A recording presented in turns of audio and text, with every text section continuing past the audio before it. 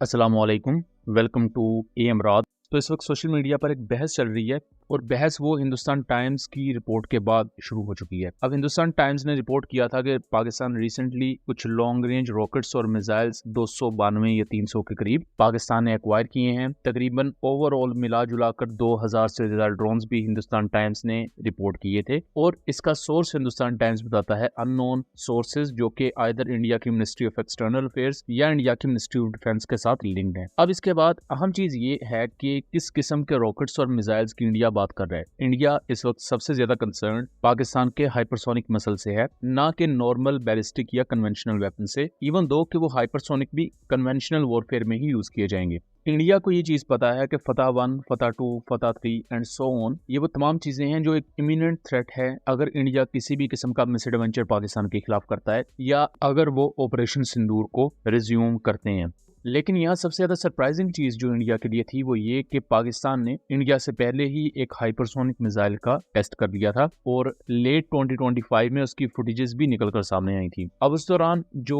Booster Pakistani area से मिला था वो काफी हद तक मेल खाता है चाइना के YJ-17 एंटीशिप हाइपरसोनिक मिसाइल के साथ, जिसकी रेंज 500 से 700 किलोमीटर या कुछ सोर्सेज इसकी रेंज 1000 किलोमीटर तक स्टेट करते हैं। इसी के साथ साथ अब रिसेंटली कुछ एक चैटर शुरू हो चुका है, डिबेट है एक मुख्तलिफ प्लेटफॉर्म्स पर। इसे आप टेलीग्राम पर जो इंडियन ग्रुप्स हैं प्लस कुछ दूसरे प्लेटफॉर्म्स, वो यहाँ इस चीज को इन्फर कर रहे हैं या क्यास आराई कर रहे हैं कि चाइना ने पाकिस्तान को YJ-17 और YJ-20 हाइपरसोनिक मिसाइल के कुछ यूनिट्स प्रोवाइड किए हैं। अब अगर मैं YJ-20 के बारे में भी आपको थोड़ा सा बता दूं तो ये बेसिकली एक हाइपरसोनिक मिसाइल ही है, हाइपरसोनिक ग्लाइड व्हीकल बेस्ड, लेकिन इसको वेव राइडर हाइपरसोनिक मिसाइल कहा जाता है बिकॉज इसकी जो हाइपरसोनिक ग्लाइड व्हीकल है ये HGV जिसे कहा जाता है, उसका डिजाइन एरोडायनेमिकली YJ-17 की हाइपरसोनिक ग्लाइड व्हीकल से डिफरेंट है। YJ-20 को चाइना ने रिसेंटली डिस्प्ले भी किया है अपनी एक डिस्ट्रॉयर से फायर करके, और इसका अगर हाइपरसोनिक मिसाइल या हाइपरसोनिक ग्लाइड व्हीकल का डिजाइन आप देखें तो इसे कॉनिकल डिजाइन कहा जाता है। ये राउंड शेप्ड होता है, प्लस इस पर कंट्रोल सर्फेसेस या फिन्स आपको नजर आएंगे और इसमें जो आपको peak lift to drag ratio मिलता है वो 2 का है।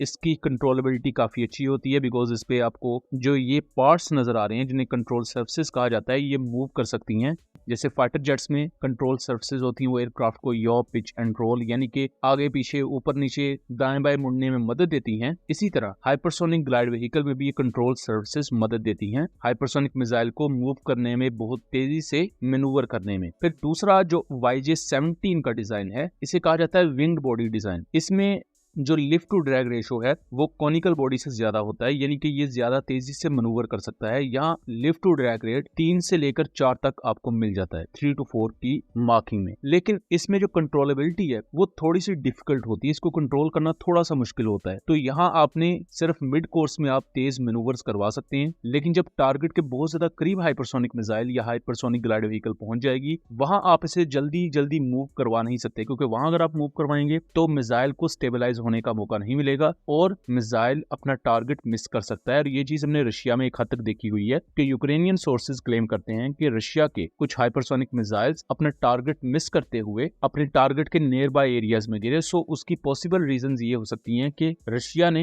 एंड टाइम पर, जिसे हम टर्मिनल फेज कहते हैं मिसाइल की, जब वो अपने टारगेट के बहुत करीब पहुंच चुका होता है, वहां उसके मनूवर्स करवाए हों और वहां उसे स्टेबलाइज होने का मौका नहीं मिला और ट्रेजेक्ट्री से डिविएट करने की वजह से या अपनी जो तयशुदा उसका पाथ था उससे आगे पीछे होने की वजह से वो अपना टारगेट मिस कर गया। सो ये वो तमाम चीजें होती हैं जो टेक्निकली आपने देखनी होती हैं और इसीलिए आपका जो मिसाइल फोर्स का स्टाफ है उसकी कमांड अपने इस पूरे सब्जेक्ट पर अच्छी होनी चाहिए, उसे प्रैक्टिकली पता हो कि उसने किस तरह अपने इस वॉरहेड को कंट्रोल करना है। अब जो इंडियन साइड पर यह बात चल रही है कि पाकिस्तान को कोई YJ-20 हाइपरसोनिक मिसाइल या YJ-17 हाइपरसोनिक मिसाइल दिए गए हैं, इसमें कितनी सच्चाई है इसके बारे में तो कुछ नहीं कहा जा सकता। पहली चीज, क्या ये पाकिस्तान को दिए जा चुके हैं, क्या नहीं दिए जा चुके, ये भी एक डिबेटेबल चीज है बिकॉज पाकिस्तान में जो बूस्टर मिला था वो काफी हद तक YJ-17 के बूस्टर से मिलता है। और इसी के साथ अगर इस चीज को भी अनकवर किया जाए कि क्या पाकिस्तान नेवी के लिए ये YJ-20 जैसे missile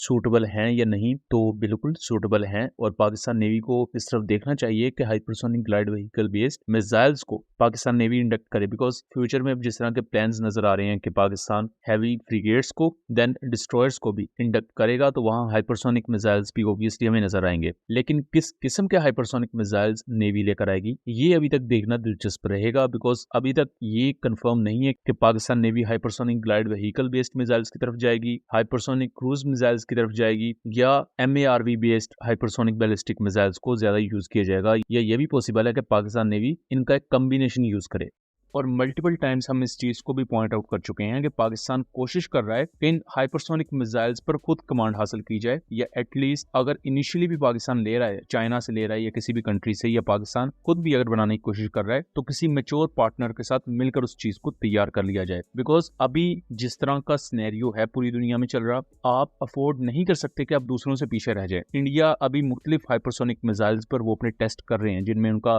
long range anti ship missile आता है, अगेन एक कॉनिकल बॉडी पर बेस्ड हाइपरसोनिक मिसाइल, फिर BM-04 हाइपरसोनिक मिसाइल भी इंडिया तैयार कर रहा है। सो ये वो तमाम चीजें हैं जो पैरेलल चल रही हैं। चाइना दूसरी तरफ मल्टीपल हाइपरसोनिक मिसाइल्स बहुत लंबे अरसे से डेवलप कर चुका है, अब उनके मल्टीपल दूसरे वेरिएंट्स भी बनाए जा रहे हैं। और पाकिस्तानी साइड पर जो अभी तक एक स्ट्रेटेजी नजर आ रही है कि पाकिस्तान हाइपरसोनिक ग्लाइड व्हीकल्स को ट्रांसफर ऑफ टेक्नोलॉजी के तहत चाइना के साथ मिलकर बनाएगा, और उनके नीचे जो बूस्टर होता है या नॉर्मल बैलिस्टिक मिसाइल की बॉडी होती है, उसकी टेक्नोलॉजी ऑलरेडी पाकिस्तान के पास बहुत बेहतर और एफिशिएंट फॉर्म में मौजूद है, और पाकिस्तान को उस पर अच्छी कमांड भी हासिल है। सो इस तरह के जो hypersonic glide vehicle based missile होते हैं, ये हाइपरसोनिक क्रूज मिसाइल की निस्बत सस्ते होते हैं, लेकिन जो नॉर्मल बैलिस्टिक मिसाइल हैं या नॉर्मल सबसोनिक क्रूज मिसाइल हैं, उनकी निस्बत महंगे होते हैं। बट अगर हाइपरसोनिक मिसाइल्स की कैटेगरीज में बात की जाए तो ये निस्बतन सस्ते हाइपरसोनिक मिसाइल्स हैं, प्लस आपको वो तमाम पैरामीटर्स भी फुलफिल करके देते हैं जो एक हाइपरसोनिक मिसाइल को चाहिए होती हैं। और करंटली इंडिया के पास कोई भी ऐसा एयर डिफेंस सिस्टम नहीं है,